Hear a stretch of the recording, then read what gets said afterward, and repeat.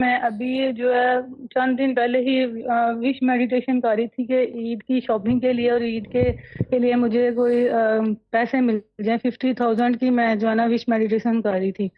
तो मुझे भाई ने 70 जो है वो पहले जो लेट भेजते होते हैं, लेकिन अभी शुरू दिनों में ही, रमजान के शुरू दिनों 70 में ही उन्होंने मुझे ना 50,000 भेज दिया। 70 की झलक है मुझे। जी। 70 एक आए हैं आपके पास।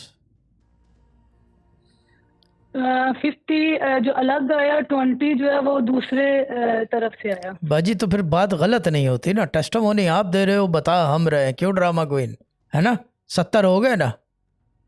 जी शाह साहब वही ना। हाँ। हाँ, मैं जितनी देर से जो चीख लेकिन रहा वो हूँ, 50 70 ज्यादा 70। था ना, तो हाँ, वो, हाँ 50 ज्यादा था तो 20 जरा जहन से निकल गया। वो आपने वो मुझे ऐसे ही याद होता है कराया तो बाजी, वो 20 जो है वो जहन भी से आ गया निकली हुई साथ में। चीज को वापस हाँ। लाना जहन में हमारा काम है।